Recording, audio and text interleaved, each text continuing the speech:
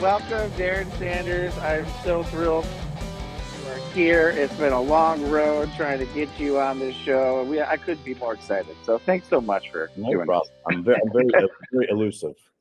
this. Well, you're very busy. But just like we were saying, just like a lot of us. First, let me ask, what are you drinking?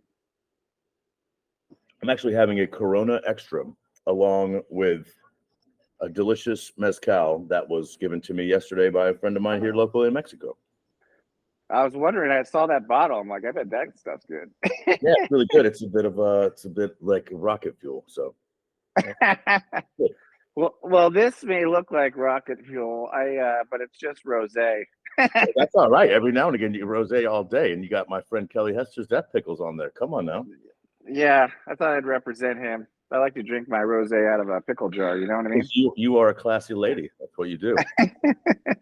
Well, yeah. Thanks for coming. It's really a long time coming. I consider talking to you just such a great privilege because, and I'm sorry if this is an embarrassing way to describe you, but I would say legendary. It's not my words, though I would agree with it. It's Warren Lee's words. It's every Mastodon fan I've ever met's words.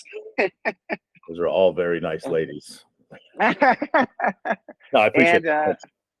And I got to tell you, just from personal experience, I don't know if you remember this, but I won a contest on Mastodon Mayhem, and you were very, very, very generous with a few years ago. Yeah, I was in Baltimore I got a ticket, won a free ticket, or two tickets, and I went with my wife. And you were just really cool. Just get me the details. Yeah, show up at this time, all that stuff. I just thought that was very. And I believe, if I'm not mistaken, I ran into you kind of out by the buses for about 2 whole Yep. seconds. Like, oh shit, high five! I gotta go. Sorry. So. I'm glad you said that because now we're gonna post that picture because we got a picture of it. It's awesome. I do remember because I was like, shit, I'm like right in the middle of something, and that venue was not the easiest venue to do a show at, so it was a little stressful and a little like, I wasn't in the greatest of moods. But you didn't show it, man. Yeah, you were good. Nobody wants to see an asshole, nobody. Yeah. So and I will come out and just say that Mastodon is like my favorite band. Mastodon Mayhem is my favorite group. It's the coolest in the world. I love everyone there and all the admins. And this is probably just me doing this show. I think it's just me trying to be cool in that group. That's it. I wish you the best of luck. I'll need it, man. No, it is. It's funny you say that because it really is. It's a pretty cool group. It's very weird to have like a following, like with Mastodon.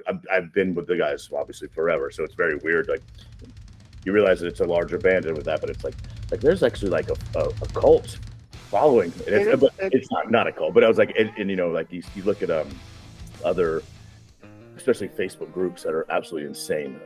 Like I'm a part of several of them for like real estate and neighborhood stuff, and just any sort of public group, and it's absolutely ridiculous how stupid they are. So it's kind of refreshing. Yeah. Oh yeah, it's poisonous. Like, yeah, it's awesome. It's poisonous. These other groups that we've all, I think, been in, and I think that's what makes the Mayhem group stand out. And then the admins and Amanda and Ethan and all those guys do such a great job keeping it positive too. Absolutely. And which is really what everybody wants. Which is also not easy because there's a lot of idiots out there, and there's a lot of people on that page as well. So it's like that's a gig. That's I wouldn't say a full-time job, but it's like I appreciate it because it keeps all the riffraff. We've had Amanda on, and Amanda is like, it is a lot of work. Absolutely. Yeah. And I believe her. I'm like, hey, if you need my help, it definitely doesn't go unnoticed either. It's funny too how much people bring that up, like at a show or at a meet and greet or even anywhere. Like if you run into somebody like in a random city, they're like, oh yeah, like ask what I do. I'm like, oh, I work with Mastodon. I'm like, oh, Mastodon Mayhem. I'm like, yeah, I'm aware of it, very well aware of it. So.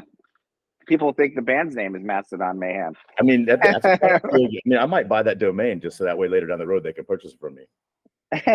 Well, and it's like 12,000 people, I think, or probably more. I don't know the total number, but it's a lot. It's awesome. Yeah. It's cool. So that I think that I'm definitely going to post this there. So If it weighs a little heavy on the Mastodon, I apologize. Quite all right. But I do want to see, because there are some interesting things you mentioned to me recently that definitely want to dive into. But maybe we can start from the beginning. I mean, how did this journey begin, Darren? And where are you from? And we're gonna be old, fat, and gray by the end of this, because it's a long hunt now. Well, let me ask you this: did you grow up in Atlanta or anything like that?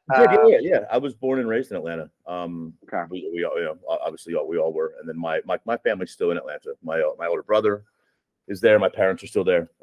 Like just north of the city a little bit. So I try to go back there as often as I can. It's not nearly enough, but like we still have property there. We still have a house there and things like that. I moved away 10 years ago, but didn't know if it was going to be a permanent move or anything like that. So I kind of always kept it in the background as a plan C, I guess. Not really, but we all came from Atlanta, and like musically wise, if that's what you were asking about, like obviously Troy being my brother, we kind of hung out all the time together in our adult years. We kind of hated each other as kids. I shouldn't say that, but typical like brother shit. As we got older, and then he was playing in bands, and I would like go on the weekends, and we would do like a tour. We'd go to like from Atlanta, we'd go to Knoxville, Tennessee, or Chattanooga, or somewhere within a couple of hour drive of Atlanta, and then come back for that would be Friday night, Saturday night, Sunday night, and then come back Monday morning so everybody could go back to work. And that's kind of how all this started. But I would drive the van or do merch or whatever it was. I just kind of hang out, because back then it was like, you're going to play Bill's Bar and Grill in Biloxi, Mississippi, or whatever. It's like, oh yeah, man, I'll go for free food and beer. It's awesome, Yeah. So how did you avoid's the wrong word, but the bass with Kyle and Troy playing bass? So you want the honest answer? Because of growing up, like I was a little shithead kid. So I'm the youngest. I am 45. So there's 5 years in between us. Troy's 5 years older. Kyle's 10 years older than me. And growing up, as you do, when I'm 11 years old and my brother's 21, you have nothing in common. So of course he wanted to go do whatever the hell adult dudes do, and I wanted to like play Legos with my brother, type of thing. Mm-hmm. And so like that, there was like, again, as you do when you're a young kid, you like have I'm not say hatred. Your brothers are mean to you, so you don't like them. It was never any hate. So I never want to use that word, but so growing up, I'm like, well, I don't want to. They listened to like they had long hair, and we like looked up, acid wash jeans or whatever it was in that time, and I'm like, well, that's dumb. So I wore combat boots and shaved my head into a mohawk, and listened to punk rock music, and that's kind of like how we separated. And then over the time, as we all call it matured, I guess, that all came full circle of like, oh shit, like some of this old heavy metal is not that bad. And it's like, oh, some of this punk rock shit's not that bad. And it kind of became very common, music became the common ground. Yeah.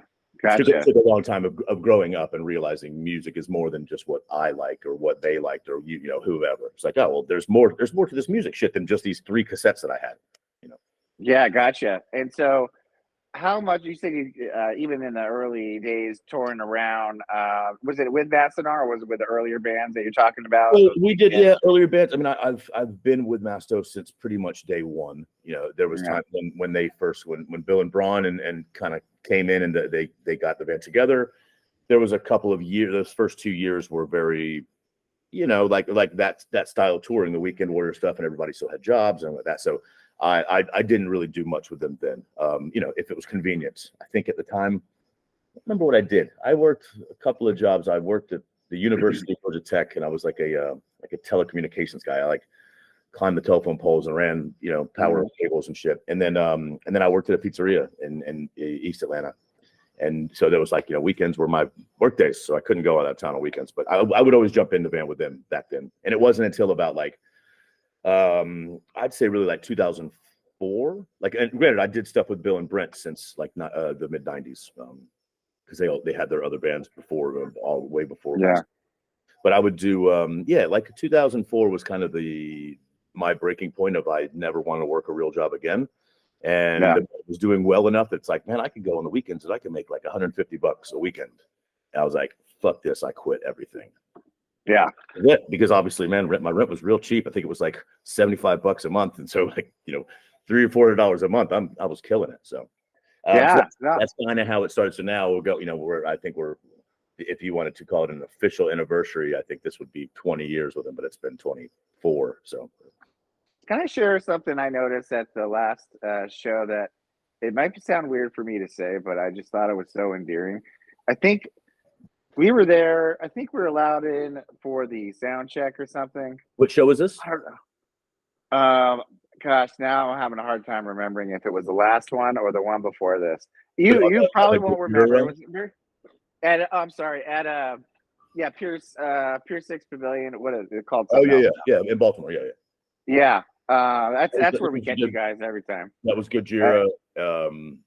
Yeah. Well, the last time was Gojira, and I'm second guessing myself if this happened last time or the time before. But I remember you came up and you were helping Troy with his bass doing something, and you guys exchanged this very endearing and genuine laugh together. And I'm like, dude, that's cool brotherhood. Like that's it is. I just noticed it. He was like asking me about tacos later that night or something. Yeah, probably. I just thought it was cool, and like it warmed my heart to see it. Not that I was expecting anything else, but it was just so cool. So 20 years, and then so when did you start doing things with other bands in that 20-year journey? So it's hard to tell, really. I can't remember the first like band that I strayed away from. I started like in 98 and 99. I had some good friends in New York called the Casualties, and I toured with them, just doing merch and just kind of hanging out. And that was another like, I mean, this is a long time ago, but if you were 18 to 21, there used to be an airline called AirTran. I don't know if you remember that or not. They had they had this thing. It was for like college students travel, and it was called X Fares. And it was like from Thursday to Monday, you could fly any of those days. You just walk up and bought a ticket for like $40, something insanely cheap. So I was like, wow. Dude, I would just go to New York on the weekends and I'd hang out with these guys. And guitar players, there's still a very good friend of mine. He actually lived in Jersey at the time, and we would do New York shit as kids. It was great. So I toured a lot with them, and they were kind of the first ones that took me over to Europe. And this is before Masto had even started. And then as Masto started gaining momentum or gaining traction, I should say, then it just went from there, and we slowly progressed to different lines of touring and everything like that. So. Gotcha. It was like I think 2007 maybe. I'd have to like look. I actually do like have it in like a resume format or something like that. But 2006 or 2007, maybe. I see a resume. It's probably like chicken scratch on a napkin somewhere. But I did.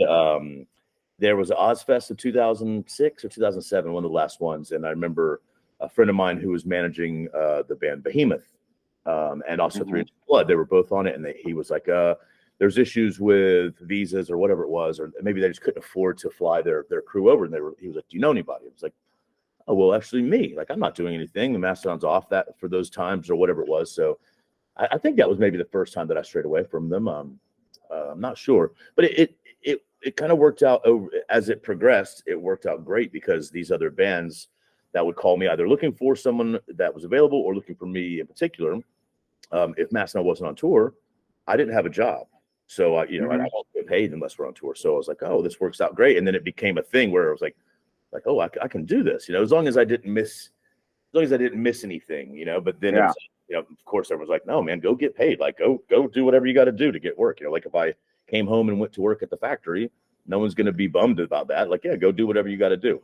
So snowballed from there. And then as Mastodon has gotten bigger and also gotten older, like everybody's old.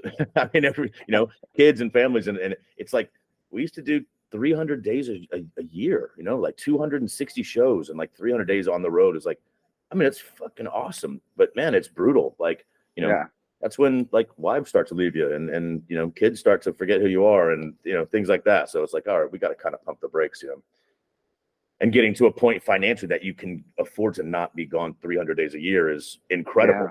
Also, you also realize financially, like, shit, 300 days a year sounds pretty good because there's money again, and instead of doing 100 days, it's like, ugh, you kind of just scraping by. But Can I say you must be doing all right if you can spend a couple months in Mexico? Yeah, man. Yeah, you can easily say that. I'm also just smart, like Yeah. really good looking and smart. No, but so I live in New York City, and the winters there suck. It's pretty dismal. It's pretty gross. Like, the first snow is amazing, everything like that, but all in all, it's pretty kind of a bummer. Like it gets dark at 4 p.m. and the snow is just gray, and the trash is 4 feet tall and frozen. It's just kind of grody. Yeah. And so I was like, and also a little back history. I had some surgeries that that hurt like hell in the winter. Like, it's like it truly is painful. So yeah, I like to get it to the warm spots. And thankfully I have very cheap rent in New York, which not many people can say. So my fiance and I have a little small apartment in Brooklyn that's not very expensive. So we're kind of smart with our money, and then put a little bit aside, kind of every day. And then come November time, it's like, all right, let's scoot for 3 months or for however long, however long. Yeah. We do. This year was supposed to be 3 months, supposed to be November to February. I got a tour offer that I couldn't turn down. It was too good to turn down. It was only a couple weeks. So this one will be cut short a little bit, but not much. Still, gotcha.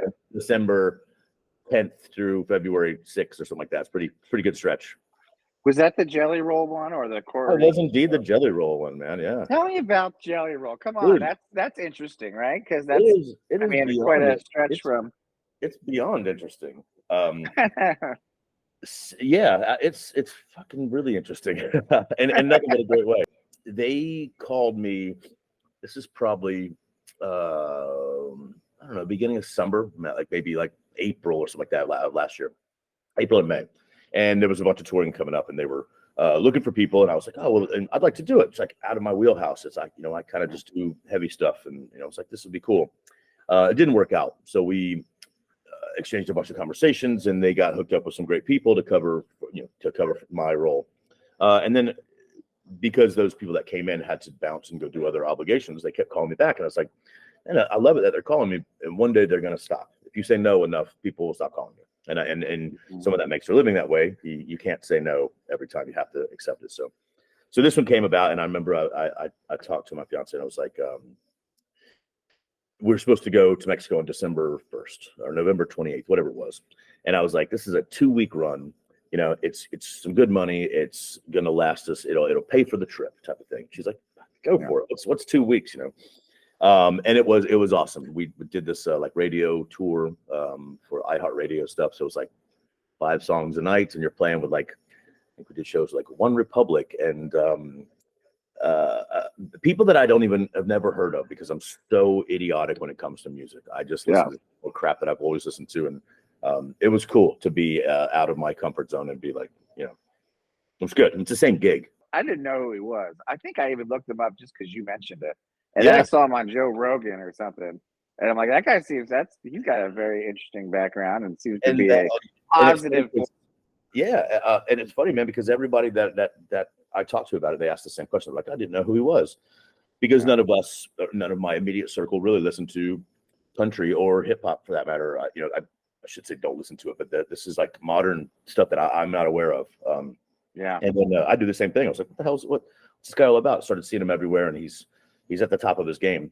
And that dude that you heard on that Joe Rogan podcast is him. Like, he's not, he's that dude. He's just like, he came from nothing. He spent a lot of time in prison, and he's like something that everybody can relate to. He was down the dumps. He was poor. He was on, using drugs, selling drugs, whatever it was, and then he had this one little breakthrough, and he's like on top of the world. It's pretty awesome. That's cool. That sounds like it was a beneficial tour. Well, now you have that connection too. Should you ever need to? And it's funny because it's people that I had toured with before. Some of his band is from the band Sleeping with Sirens. We did shows together back in the day, and some of the crew I'd already known and everything like that. So it was a very, very organic meeting and relationship. It was cool. Oh, cool. So we kind of covered the beginning and where you are now, almost the bookends. That's it. There's nothing in between. Well, tell me this.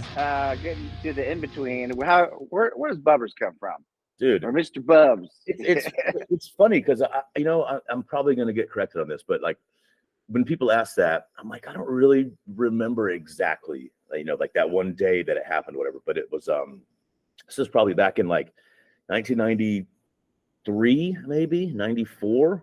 Like I was young, and I lived in a warehouse in downtown Atlanta with both of my brothers and Brent. Brent lived upstairs. It was like a not really abandoned warehouse, but it was kind of an abandoned warehouse. It was, we weren't squatting, we were paying rent, but we might as well have been.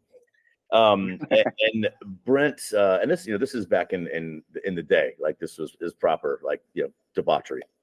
Yeah. And I don't really remember how it morphed, but my version of this is Brent had a dog named Melvin that traveled with us everywhere. He lived in the van. He lived in Brent's bedroom. It was just he was part of the gang. And Brent, kind of like almost like drunken, like baby talk when you got a goo type of stuff, and he would like come up with pet names for Melvin. And it was like Melvin and Melvers, and then it kind of morphed into like Bubbers or something along those lines. I don't know if that's exactly how it went, but in somehow or another, I adopted that name, whether it was after Melvin passed away or like I was always the youngest, so it's like a baby Bubs type of thing. And I think that's where that came from, because they've been like my mom calls me Bubs, my nephew calls me Uncle Bubbers. It's like it's funny when the certain people I meet, or I guess when other people meet certain people and that my name will come up. It's like if they refer to me as Darren, then they've met me in the past like 6 or 7 years. If they call me Bubs, it's like, oh, okay, he's known him from way back in the day. So, is it weird if a fan comes up to you that you've never met before, a Mastodon fan, and calls you Bubbers?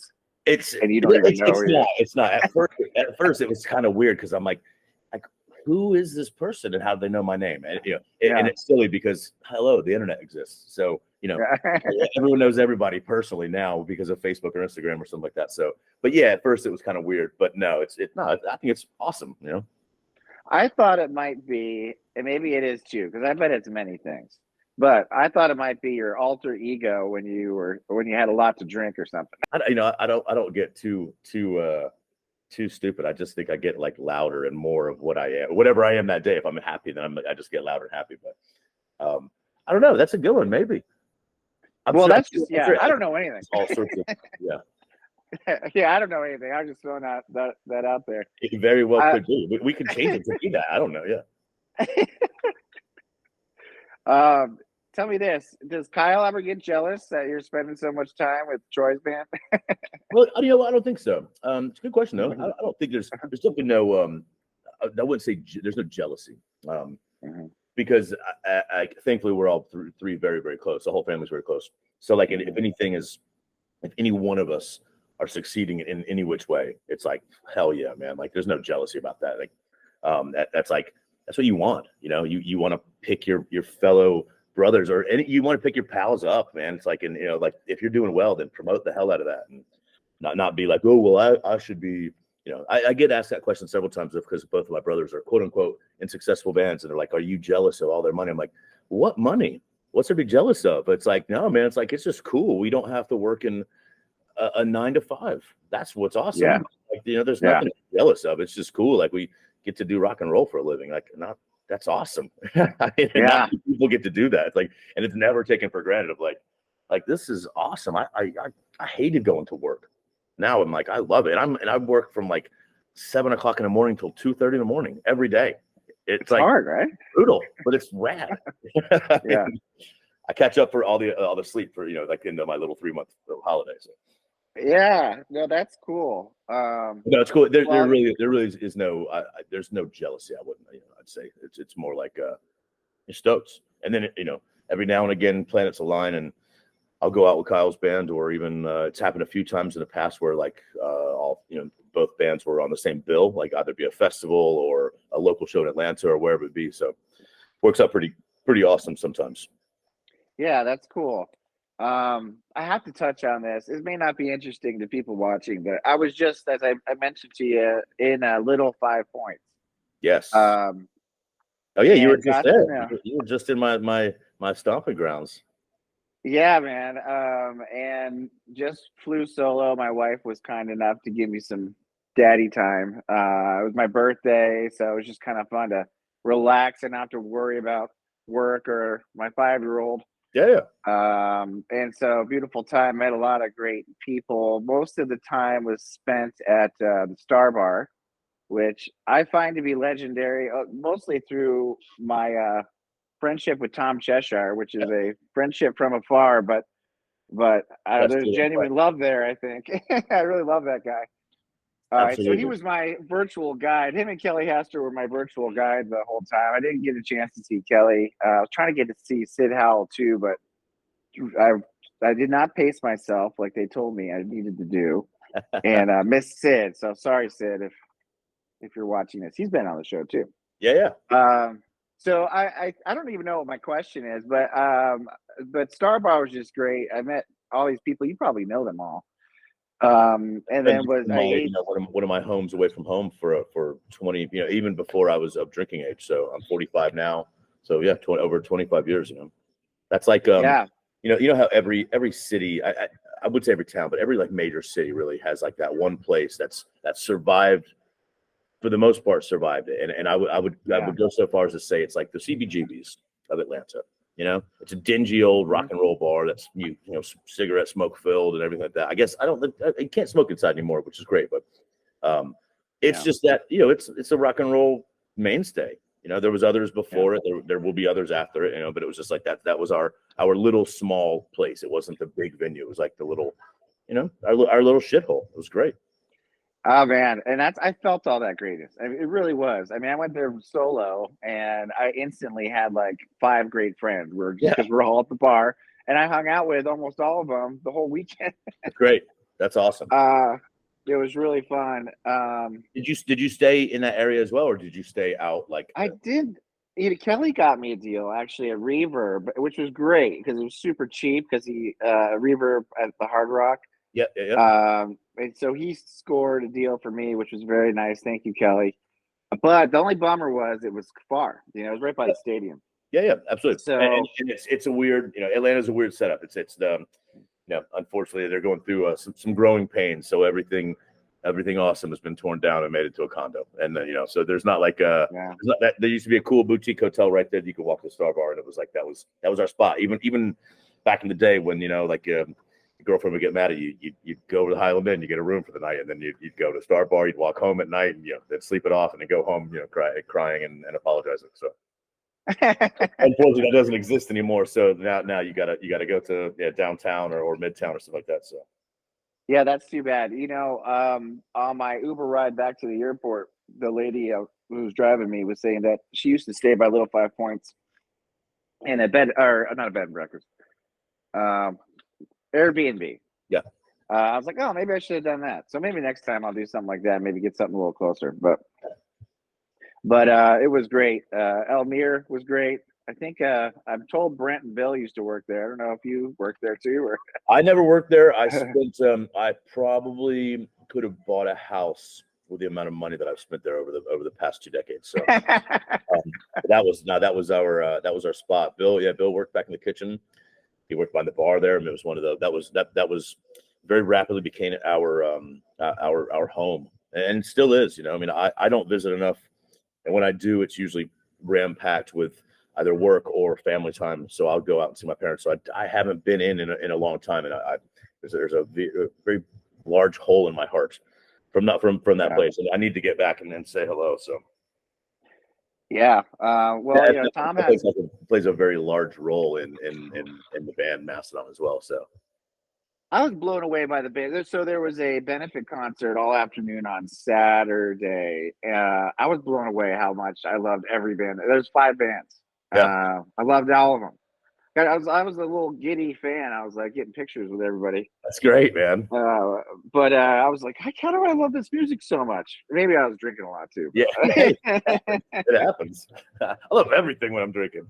That's great. Yeah, Atlanta's a good town, man. It always has been. It's a bit crazy, and just like anything else, it's got its quirks and its qualms, but for the most part, man, that place is. I have ATL tattooed on my neck for a reason. Man. That's my forever. I may not live there anymore, but that's my forever home. So hey, this is an unfair question, but I feel I just want to ask in case something pops up in your brain. But over these 20 years, do you got any good stories? Dude, That's unfair because you probably have a million, right? it's so funny, man, because that's like and don't take it the wrong way. That's like that very generic question, like, oh, there's got to be, which and there is, but it's like, especially, man, like back in the day, we were idiots, like heavy boozing, and just being dumb kids. But there's millions of stories, and I'm trying. If I try to think of one, I just go blank. That's why it's an unfair question. Oh yeah, because if I would have known, I could have thought about it. And it's funny because I don't, not that I don't speak of them, but it's like it doesn't come up. I don't tell stories from 20 years ago, whatever. But when I see somebody there, dude, do you remember that time? Yeah. Whatever happened, I'm like, holy shit, yes, I do. I haven't thought about that in forever. Be it good or bad. Was like, do you remember that time you pissed your pants? Or do you remember that time we stole a car, or whatever happened? I was like, oh, do remember now, but I would have never remembered that unless someone brought it up. There's one story that does pop into my head, and I don't know if I've told it before. I'm sure I have, but and it was one of the first kind of realizations of like how to tour. Like this was our first big tour. It was in St. Louis, Missouri, at the pageant. We were starting the Slayer tour. The Jägermeister Slayer tour was the first time we've ever been on a big proper tour. We've done bigger shows, but never like a proper, like there's multiple buses and trucks, and it's a proper rock and roll tour. So we left Atlanta, and it was like we all piled in the van as we do. We get to the venue. It's whatever, 12 in the afternoon. So we get in, and we're just kind of doing our thing. Like we don't know the protocol. We don't know what to do. We're like getting our credentials and everything. And we meet Jimmy, who is the Jägermeister tour manager. He's like the head of the touring, the Jägermeister part of the tour, which was that was the sponsor. That was it was a very heavy Jaeger promoted thing. And this is like we do our 30-minute set, and we're with Slayer and Killswitch Engage and Lamb of God, and it was like all homies, and so and free, as much free Jägermeister as you could possibly drink. I don't think they gave us water, but they gave us like or something like that. I'm exaggerating a little bit, but it was something. And we're like, man, this is awesome. This is so cool. And fast forward to after the show, and we're just obliterated. Everyone's annihilated, and just having the best time of our life. And the next show, I think that's right. The next show is in Minneapolis. So St. Louis to Minneapolis is like a 12-hour drive, whatever it is. And we're in the van, no trailer. We just have two captain's chairs in the front, the driver and passenger, two captain's chairs in the back. And then in the middle was my seat, and it was a like bronze kick drum. And I sat on the kick drum, and I put the snare in my lap and used a pillow to sleep on, whatever. And I remember we got in the van, and I think it was Braun who said, like, I can drive to the parking lot. I can drive it to the end of the parking lot to the traffic light, and then that's it. I'm too drunk. And Bill was like, well, I can drive us from the parking lot to the entrance of the freeway. And then Brent was already done. He was passed out. And then Troy was like, well, I can get there. I can drive us at least like 10 miles or whatever we were trying to. And this is our brain, and it was like, we can't do anything. Like we can't even sit up. You were so drunk, instead of having like the liquid balls of like, yeah, we can make it. It was like, oh, dude, we're done. We can't do it. So, and then again, of course, then you're trying to do the math of like, well, if we wake up at 7, we can drive and get there at doors. It was like, oh, dude, like this is how we're starting the first major tour of our career, by missing the second show because we're too drunk. And I honestly don't remember how. I mean, I know how we got there. We drove, but not that night. We stayed in the parking lot, and I think whomever it was like woke up at 4:30 in the morning and like smashed a bunch of coffee. It was like, okay, we got to go, and like drove for a couple of hours until someone else woke up and got in. It was like, so I don't know why that still pops in my head. I think I just told you this story. But that's why. And there's hundreds of stories like that. Yeah. I can't. If something pops in my head, I'll definitely think about it. But it usually comes about when, especially like around holidays, when you see people that you haven't seen in a long time, people that are not in this industry, where they'll say something and they're like, "Oh, do you remember in 2006 or whatever?" It's like, "Oh shit, yeah, I do. I forgot all about it." Yeah, of course. Yeah, no, that's a great story, dude. So I appreciate it. That's a good segue too, because I wanted to ask you about a sponsorship. Meister. Yeah, do you think they'll sponsor Radical Metal, my show? Dude, I can't even smell it anymore. Oh God, let's give it a go. Why not? So I think you had Warren was trying to estimate it when I talked to him that you had roughly 200 plus shows over the years with Slayer together, yeah. And then that's where you met Armand, yeah, right? Yeah. And that's my question that I promised Warren I would ask you. Yeah, what Armand meant to you? He threw out there. So, yeah, dude, that guy, fucking man, he rules. He rules. Unfortunately, he's dead, but he was. He was so along actually, that's pretty good because along that same that same tour, we had done some shows before with Slayer, but that was really that was the first real tour. You know, I think we were second out of 5. I think it was Thine Eyes Bleed, Mastodon, Kill Switch, Lamb of God, Slayer. So yeah, second out of 5. And I remember we got there. You know, this is at the time, I didn't know what the fuck I was doing. None of us knew what we were doing. We didn't know the terminology of this professional touring. We played in bars for 20 people and we got drink tickets. That was the end of my knowledge of I would get there and be like, hey, drink tickets. That's the first thing we fucking were concerned about. You know, here's our 10 drink tickets for the night, and that was it. And it's just set your gear up and do a show and get the fuck out of here. You know. Obviously, in this level of touring is a lot different. There's there's a routine, there's a schedule, there's a hierarchy, everything like that. Well, we didn't know that, and thankfully, instead of being idiots and acting like we did, we asked questions because that gets you a lot further than being like, oh yeah, I know what I'm doing, and you're gonna get called out. So that first week of that tour, we didn't have a tour manager. We didn't have a sound guy. We didn't have any of that stuff. It was the band and me. And I would kind of look after the merch. That was kind of my gig, Well, on these tours, you didn't sell your merchandise. That they have house sellers and things like that. So it was day 4 or 5. And again, my times might be it might be off a bit, but it's day 4 or 5, and we were in Cincinnati, wherever we were. And they're like, hey guys, where's your backline? And we're like, I don't know. And backline is the gear, Well, no one knew that term, So it's what the fuck is that? And then it was okay, where's your drum tech? We need to get your drums on stage. And we were all in a van, sleeping in the parking lot, just waiting to be let into the venue. And I think it was Braun or someone. No, it wouldn't have been Braun. Would have just done it himself. But it was somebody he's not in the band, pointing at me. I'm okay, come on, let's go. And I'm oh, okay, yeah, cool. I'm I have no idea what I'm doing.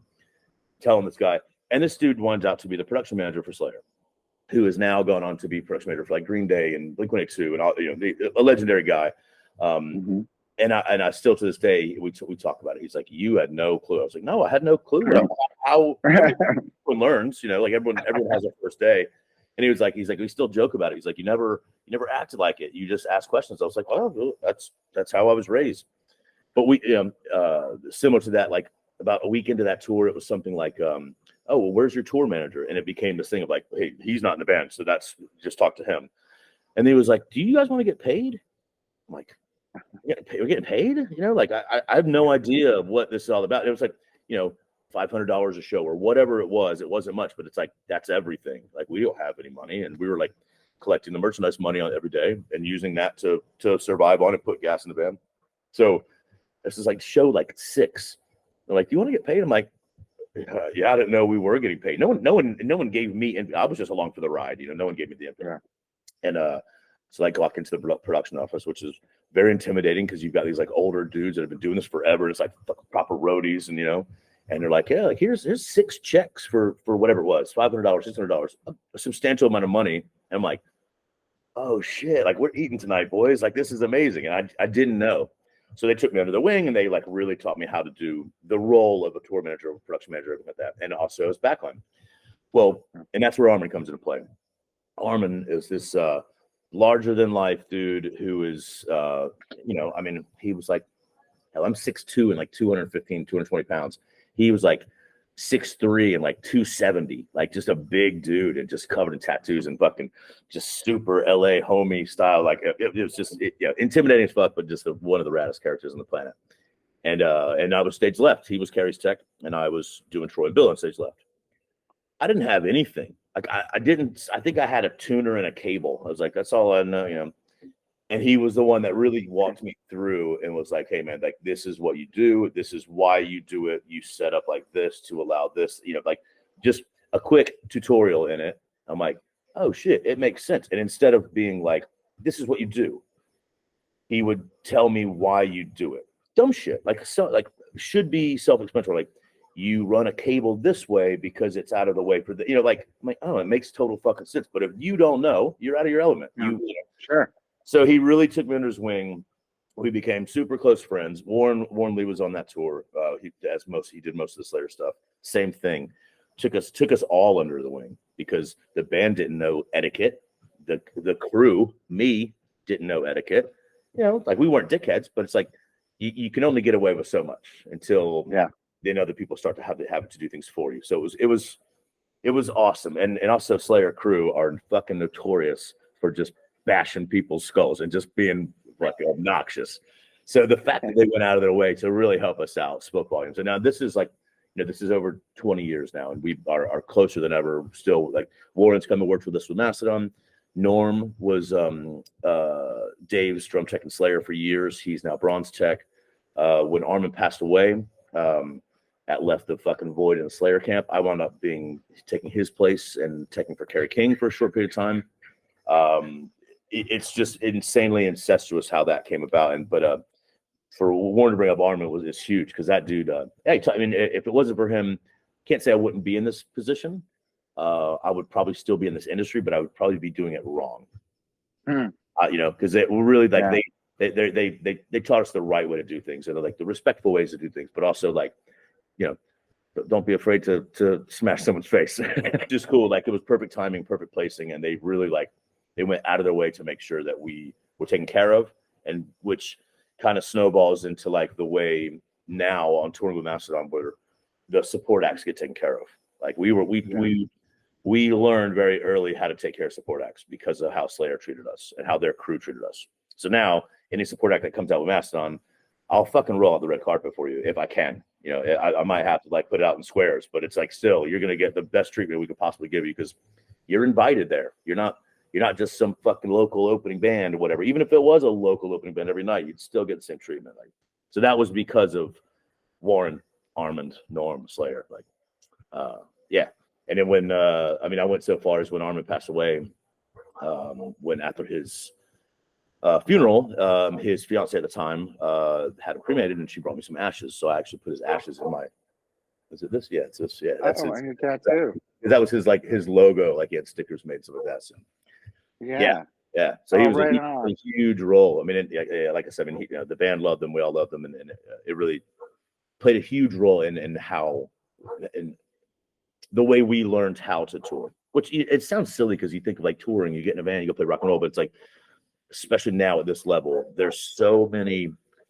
I won't say rules, but there are, man. Like, there's a way to do this, and if it doesn't, it just goes haywire, and you can't have playing fucking arena shows just do whatever. You got fucking steel hanging above you. You got crazy shit going on. It's like like it's deadly potentially. So it was cool that they went out of their way, took the extra few minutes to kind of teach us how to do things right.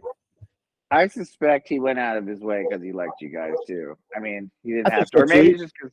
Yeah, I think so as well. I think if it was a different band or a band that maybe they didn't like, they didn't listen to or whatever it was, then maybe so. So I think that definitely, that definitely helps. Warren told me a story about Carcass would leave early right after their set, touring with Slayer because they didn't want to. Their manager didn't want them getting in anybody's way. Yeah. And Warren is such a huge fan. He's like, "What are you doing? No, they need to hang out." I was on that tour as well. Actually, I was. Oh, really? Yeah. Well, I was on the I guess the last Carcass tour that was on Slayer. I was actually working for Testament, and it was Testament Carcass Slayer.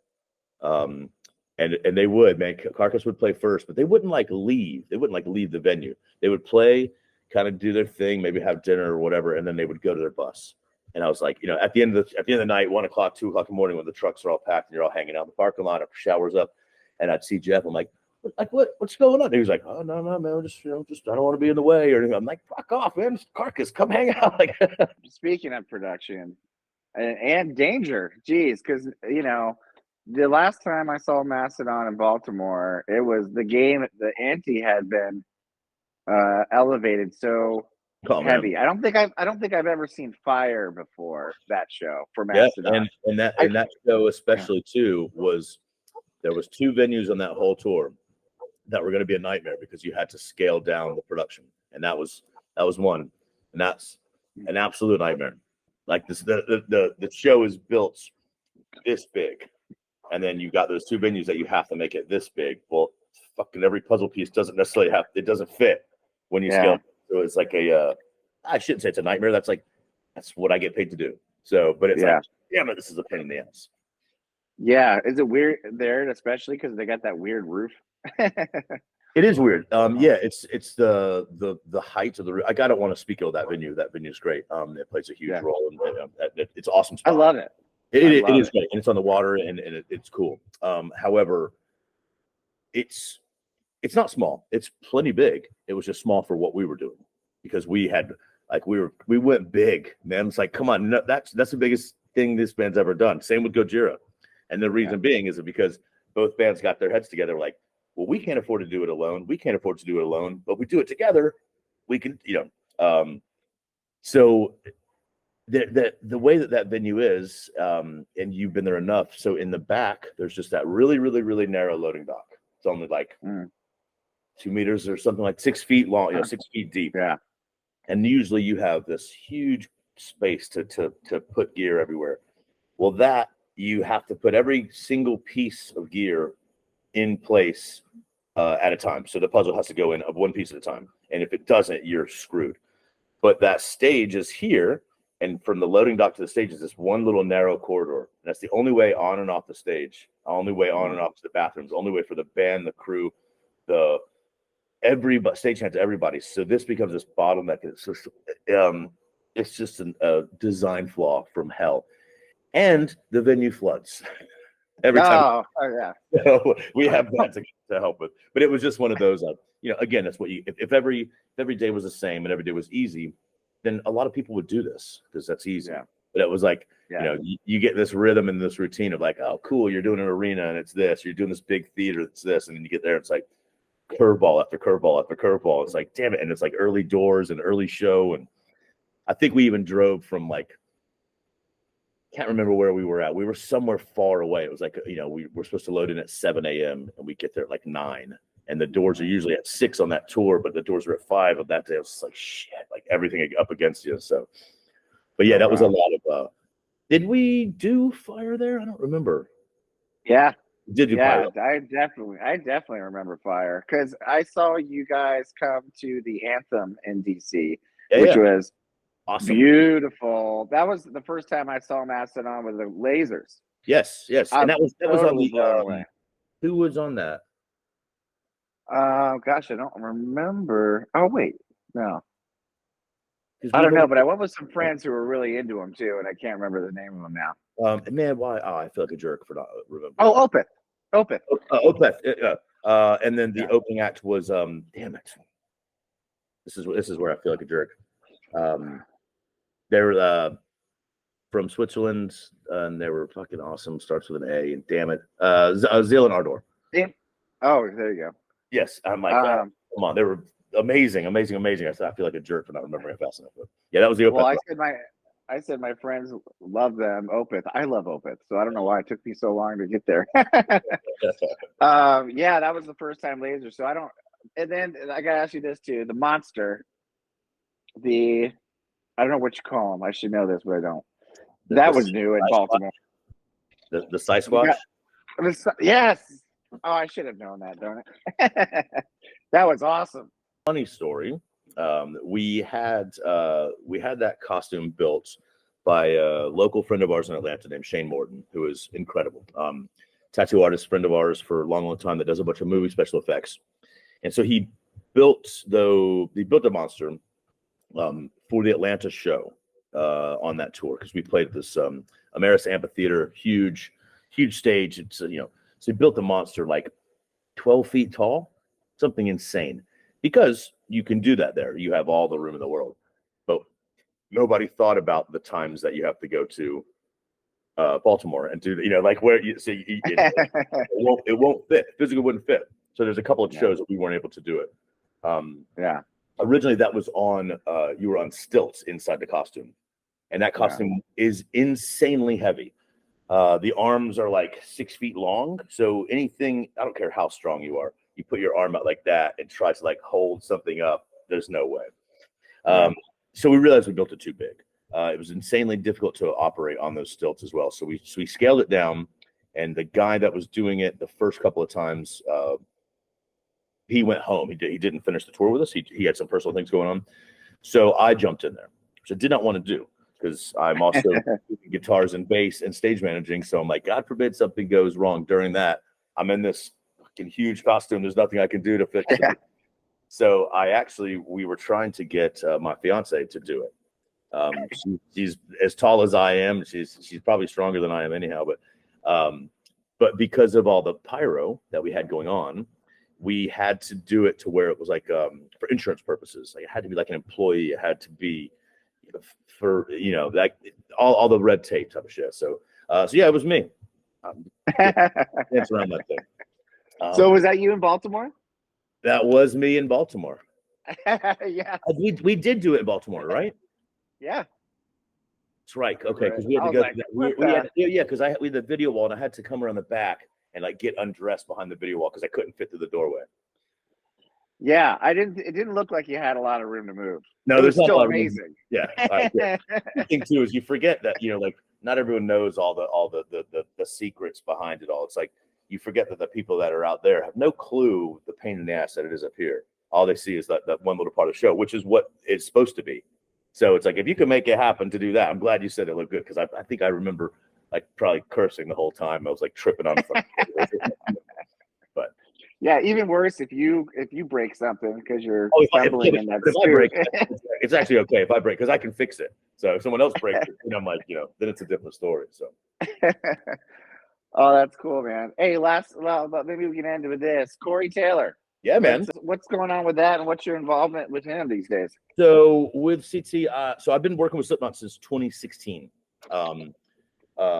V-Man, the bass player, used to be Brent's tech. He's one of my best friends for 20 years.